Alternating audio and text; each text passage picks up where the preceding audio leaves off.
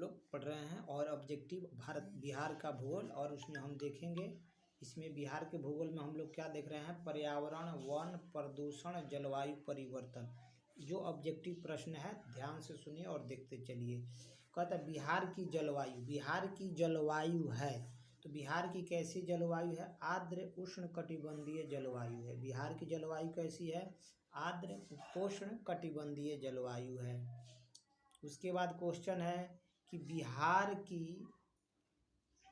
बिहार की आधा से अधिक उत्तरी भाग समशीतोष्ण कटिबंध में स्थित है, तो इसलिए जलवायु होगा, बिहार का आधा से अधिक भाग समशीतोष्ण में है, तो क्या होगा, वहाँ के जलवायु उपोष्ण भी होगा और आर्द्र भी होगा। बिहार के उत्तरी मैदान के पूर्वी भाग की जलवायु, बिहार के उत्तरी मैदान के पूर्वी भाग की जलवायु क्या होगी, तो पूर्वी भाग की जलवायु होगी आर्द्र जलवायु होगी। 4 नंबर प्रश्न है बिहार के उत्तरी मैदान के पश्चिमी भाग की जलवायु क्या होगी, अर्ध शुष्क होगी। क्या होगी, अर्ध शुष्क होगी। बिहार की जलवायु में कितने मौसम प्रचलित है, तो 3 मौसम प्रचलित हैं, शीत ऋतु, वर्षा ऋतु, ग्रीष्म ऋतु। बिहार की जलवायु को क्या कहा जाता है, बिहार की जलवायु को कहते हैं संशोधित महाद्वीपीय जलवायु। संशोधित महाद्वीपीय जलवायु भारत में उष्ण मानसूनी प्रदेश के अंतर्गत सबसे अच्छा उदाहरण बिहार प्रांत का एक स्थान कहा जाता है कि वह कौन सा है, पटना है, वह स्थान पटना है। बिहार राज्य का वह कौन सा स्थान है जो ग्रीष्म काल में सर्वाधिक गर्म रहता है, तो गया। गया। कौन सा, गया। बिहार में सर्वाधिक वर्षा के मानसून से प्राप्त होता है, यानी बिहार में सर्वाधिक वर्षा किस मानसून से प्राप्त होता है, तो बंगाल की खाड़ी वाले मानसून से बिहार में सबसे ज़्यादा वर्षा होता है, बंगाल की खाड़ी। बिहार में मानसून लौटना आरंभ होता है मध्य अक्टूबर से बिहार से मानसून लौटना आरंभ होता है। बिहार में शीतकालीन वर्षा किस कारण से होती है किस कारण से, तो भूमध्य सागर की ओर से आने वाली चक्रवात से। बिहार के उत्तर पूर्वी प्रदेशों में कहाँ से वर्षा प्राप्त होती है, तो देखिए दक्षिण पश्चिम मानसून से प्राप्त होती, दक्षिण पश्चिम मानसून से भी, और बंगाल की खाड़ी में जो चक्रवात आता है नॉर्वेस्टर, उससे भी, तो आंसर सी होगा। क्वेश्चन है कि बिहार के मैदानी भागों में चलने वाली गर्म हवा जिसे लू कहते हैं, क्या कहते हैं, लू कहा जाता है। क्या कहते हैं, लू कहा जाता है। उसकी गति रफ्तार कितना होता है, 8 से 16 किलोमीटर प्रति घंटा। वर्षा ऋतु में बिहार के किस मानसून का प्रभाव रहता है, वर्षा ऋतु में तो दक्षिण पश्चिम मानसून का प्रभाव रहेगा, आंसर ए होगा। मानसून प्रत्यावर्तन के समय बिहार के मैदानी भागों में किस हवा का जोर रहता है, तो देखिए आंसर होगा ए, ठंडी पछुआ और उत्तरी हवा का, ठंडी पछुआ और उत्तरी हवा का। 16 नंबर सवाल है कि बिहार में शीत ऋतु में झंझावत वर्षा होने का कारण बताना है, कि ठंडी के समय जो वर्षा होती है झंझावत होती है, तो उसका दो कारण है, दो कारण नहीं है, एक कारण है चक्रवाती तूफान, जो तूफान आता है चक्रवाती, उसी के कारण होता है। बिहार में गर्मी, 17 नंबर सवाल है कि बिहार में गर्मी के दिनों में सूर्य की स्थिति रहती है, गर्मी के दिन में सूर्य कहाँ रहेगा, उत्तर में रहेगा, यानी विषुवत रेखा के उत्तर जितने आएगा गर्मी बढ़ते जाएगा। समस्त बिहार की आर्द्रता न्यूनतम किस माह में होती है, तो अप्रैल माह में होती है। कौन से, अप्रैल महीने में। बिहार में जब मानसून का आगमन होता है तो सापेक्षिक आर्द्रता क्या होगा, बढ़ जाएगा। बिहार में मानसून का आगमन होता है तो सापेक्षिक आर्द्रता बढ़ जाता है। बिहार में ग्रीष्म काल में सर्वाधिक वर्षा होती है, बिहार के गर्मी में सबसे ज़्यादा वर्षा किस भाग में होगी? तो पूर्वी भाग में होगी। कौन से? पूर्वी भाग में। दक्षिण पश्चिम मानसून के प्रभाव के कारण बिहार में कुल वर्षा कितना होता है? 90%, उससे अधिक, 90+। बिहार में सर्वाधिक वर्षा किस क्षेत्र में होती है? बिहार में सर्वाधिक वर्षा किस क्षेत्र में होती है? तो आंसर होगा ए, उत्तर पूर्वी बिहार में। उत्तर पूर्वी बिहार में। उत्तर पूर्वी बिहार में। 3 नंबर है किशनगंज, जहाँ सर्वाधिक औसत वर्षा होती है। किशनगंज तो बिहार के किस प्रदेश में यह पड़ता है? तो उत्तर पूर्वी मैदानी भागों में पड़ता है। आंसर बी होगा, उत्तर पूर्वी मैदानी भागों में। कहता है ग्रीष्म ऋतु में बिहार के पूर्वी भाग में आने वाली चक्रवाती तूफान को किस नाम से जाना जाता है? तो आंसर होगा डी, यानी नॉर्वेस्टर के भी नाम से जाना जाता है, काल बैसाखी, आम्र बौछार, तीनों के नाम से जाना जाता है। बिहार में मानसून का आगमन कब होता है? तो बिहार में मानसून का आगमन 15 से 20 जून के बीच होता है। 15 से 20 जून के बीच, 15 से 20। चलिए यहाँ जो है 26 नंबर सवाल है कि वन रिपोर्ट 2021 के अनुसार बिहार का सर्वाधिक वन क्षेत्र वाला जिला कैमूर है। क्षेत्रफल में कैमूर में वन में पश्चिमी चंपारण होगा। देखिए 4 सर्वाधिक वन क्षेत्र वाला जिला, पहला कैमूर, पश्चिमी चंपारण, रोहतास, जमुई। दक्षिण पश्चिम मानसून बिहार में कब तक रहता है? तो 15 अक्टूबर तक रहता है। 15 अक्टूबर तक। नॉर्वेस्टर की उत्पत्ति कहाँ होती है? यह कहाँ इसकी उत्पत्ति होती है जिसका सबसे ज़्यादा असर पूर्वी भारत पर पड़ता है? तो देखिए बंगाल की खाड़ी में यह चक्रवात आने से उत्पन्न होता है। क्वेश्चन यहाँ है जनवरी माह में,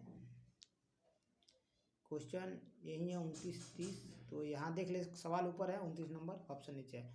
जनवरी महीने में उत्तर पश्चिम बिहार में शिवालिक श्रेणी में किस तरह की वर्षा की संभावना होने की प्रबल संभावना नहीं है?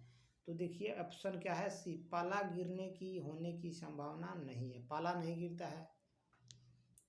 30 नंबर सवाल देखेंगे। 30 नंबर, बिहार राज्य की औसत वार्षिक वर्षा, बिहार की जो औसत वार्षिक वर्षा है, साल भर में कितना वर्षा होता है, उसका एवरेज, ऑप्शन बी होगा 50 से 150 सेंटीमीटर। 50 से 150 सेंटीमीटर। 31 नंबर जो क्वेश्चन है कि दक्षिण पश्चिम मानसून के पूर्व चक्रवाती वर्षा का सर्वाधिक लाभ किस जिले को, यानी किस जिले की फसल को होगा? सर्वाधिक लाभ किस जिले की फसल को होगा? तो ऑप्शन होगा ए, ऑप्शन ए होगा किशनगंज, कटिहार और अरवल। किशनगंज, कटिहार और अरवल। ठीक है।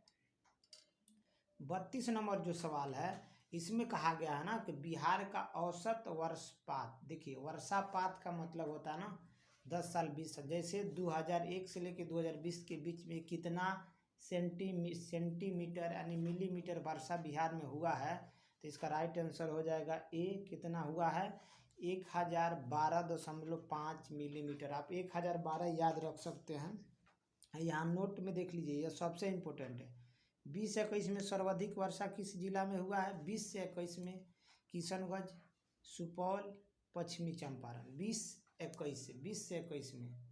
और 23 नंबर जो सवाल है कि भारतीय वन स्थिति रिपोर्ट के अनुसार राज्य के कुल भौगोलिक क्षेत्र के, जब कुल भौगोलिक क्षेत्र कहेगा तो उसमें क्या आ जाएगा? 2 चीज़ आ जाएगा, एक वनाच्छादन होगा, एक वृक्षादन होगा। तो दोनों का हिस्सा मिलकर 10.3%, जब दोनों मिलेगा तो। चलिए 33 नंबर क्वेश्चन तो हो गया है। अब 34 नंबर क्वेश्चन देखते हैं। बिहार राज्य के किस भाग में सबसे पहले या सबसे अधिक वर्षा होता है? तो बिहार के उत्तर पूर्वी भाग में। बिहार के उत्तर पूर्वी भाग में, आंसर सी होगा, उत्तर पूर्वी भाग में। सवाल जो है 35 नंबर है कि बिहार को कृषि जलवायु जोन में बांटा गया, यानी बिहार में कितने तरह के कृषि जलवायु जोन है? तो 3 है, एक उत्तर पूर्वी है और एक उत्तर पश्चिमी है, उत्तर पूर्वी है और एक दक्षिण पूर्वी पूर्वी ये दक्षिण होता है, मगर उसमें उप कर दो भाग में और बांट दिया जाता है, दक्षिण पूर्वी दक्षिण पश्चिमी। तो आंसर डी होगा, यानी सभी होगा। बिहार के कृषि जलवायु जोन कह सकते हैं, जोन। और 36 नंबर सवाल है कि 2020 में बिहार में कितना औसत वर्षा दर्ज किया गया। औसत वार्षिक वर्षा दर्ज किया गया 1385। बिहार में 1385। सितंबर 2021 तक वर्षा देख लीजिए, बिहार में वर्षा कितना हुआ था, 1212।